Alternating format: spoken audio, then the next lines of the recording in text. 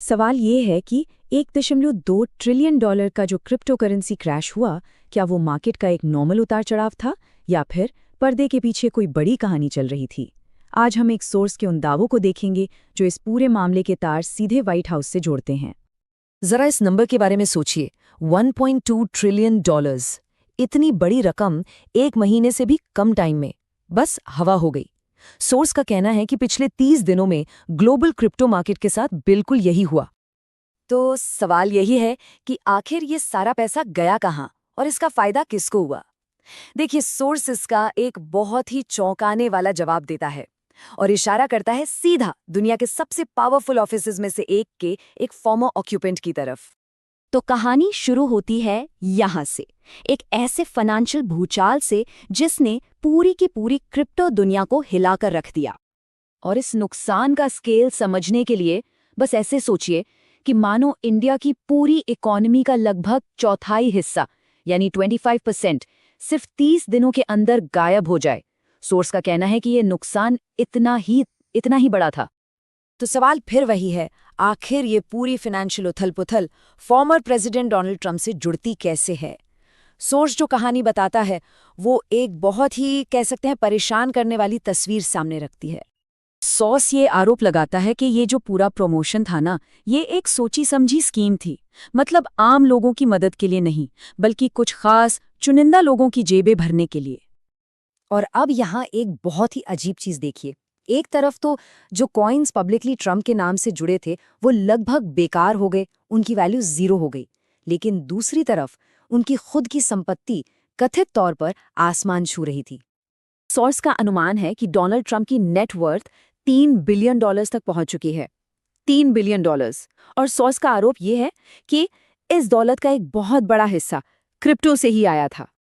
इसको ऐसे देखिए, एक तरफ उनके ट्रेडिशनल बिजनेस जहां से इनकम हुई $56 मिलियन और दूसरी तरफ टोटल संपत्ति है लगभग $3 बिलियन की। तो सोर्स का सवाल बिल्कुल साफ है, इतना बड़ा गैप, ये बाकी पैसा आखिर आया कहां से। अच्छा, अब आते हैं इस कहानी के सबसे कह सकते हैं एक्सप्लोसिव हिस्से पर। सोर्स ये आरोप लगाता है कि प्रेसिडेंशियल पावर्स यानी राष्ट्रपति की ताकत का इस्तेमाल किया गया क्रिप्टो पेमेंट्स के बदले में। तो इसका पहला केस स्टडी हमें सीधा ले चलता है क्रिप्टो की दुनिया के सेंटर में। नाम है बाइनेंस, जो इस वक्त प्लैनेट अ सबसे बड़ा क्रिप्टो एक्सचेंज है। तो यहाँ पैटर्न देखिए, मनी लॉन्ड्रिंग के सीरियस आरोप, फिर ट्रंप की कंपनी में $2 बिलियन की इन्वेस्टमेंट और फिर एक प्रेसिडेंशियल पार्डन यानी माफी। और इंटरेस्टिंग बात यह है कि सोर्स के मुताबिक ट्रंप ने बाद में उस आदमी को पहचानने से ही इनकार कर दिया।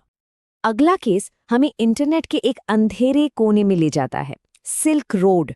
ये सिर्फ कोई आम वेबसाइट नहीं थी, ये डार्क वेब पर चलने वाला ड्रग्स का एक बहुत बड़ा ऑनलाइन मार्केट था। और सोर्स के मुताबिक यहाँ भी वही पैटर्न दिखता है, बहुत सीरियस चार्जेस, एक अननोन पेमेंट और फिर एक प्रेसिडेंशियल पार्डन। सोर्स यही सवाल उठाता है कि क्या ये सब सिर्फ एक इत्तेफाक हो सकता है। हमारा आखिरी केस स्टडी एक ऐसे क्रिप्टो बिलियनियर का है जो अमेरिका के सबसे बड़े फाइनेंशियल वॉचडॉग यानी SEC securities and exchange commission की जांच के घेरे में था।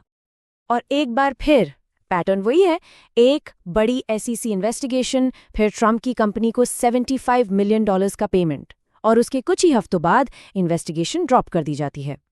तो क्या ये भी बस एक इत्तेफाक था? लेकिन क्या हो और ये अलग अलग केसेस सिर्फ एक छोटा सा हिस्सा हो एक बहुत बड़ी और भी ज्यादा हिम्मत वाली प्लानिंग का। सोर्स का आरोप है कि आखिरी मकसद सिर्फ पर्सनल फायदे से कहीं बड़ा था। तो सोर्स के मुताबिक ये था पूरा प्लान। स्टेप 1, पूरी दुनिया में क्रिप्टो को हाइप करो, इतना कि सबको लगे कि इससे अच्छा इन्वेस्टमेंट हो ही नहीं सकता। स्टेप 2, मार्केट को खूब बढ़ने दो। स्टेप 3, जब मार्केट वैल्यू आसमान पर हो तो कागजों पर एक स्वैप दिखाकर अमेरिका का पूरा नेशनल डेट चुकता कर दो। और स्टेप 4, अमेरिका का कर्ज तो खत्म, अब अगर क्रिप्टो मार्केट डूबता भी है तो नुकसान पूरी दुनिया के इन्वेस्टर्स झेलेंगे। और सोर्स का दावा है कि ये सिर्फ कोई अजीब थ्योरी नहीं है, वो एक रशियन फाइनेंशियल एडवाइजर को कोट करते हैं जिन्होंने कथित तौर पर कहा था ट्रंप की स्ट्रैटेजी ये है कि पूरी दुनिया को क्रिप्टो में पैसा लगाने के लिए अट्रैक्ट करो और फिर उसी पैसे से अमेरिका का कर्ज मिटा दो। तो इन सारी बड़ी बड़ी प्लानिंग्स और बिलियंस ऑफ डॉलर्स की डील्स के बीच एक आम इन्वेस्टर कहाँ खड़ा है? इस मामले में सोर्स एक बहुत ही सीरियस वार्निंग देता है। ये एक ऐसा गेम है जहां नियम आम इन्वेस्टर के पक्ष में नहीं है। कोई रेगुलेशन नहीं, कोई सिक्योरिटी नहीं, और अगर कुछ गलत हो जाता है तो इन्वेस्टर बिल्कुल अकेला रह जाता है, कोई सुनवाई नहीं है। और ये खतरा सिर्फ कागजी नहीं है। सोर्स के अनुमान के मुताबिक अकेले इंडिया में हर साल 25,000 करोड़ रुपए क्रिप्टो से जुड़े स्कैम्स में डूब जाते हैं। ये आम लोगों का मेहनत का असली पैसा है। ये सारी कहानी हमें आखिर में एक बड़े सवाल पर लाकर छोड़ देती है। एक ऐसा मार्केट जहां कोई रूल्स ही नहीं है, वहां असली पावर आखिर किसके हाथ में होती है?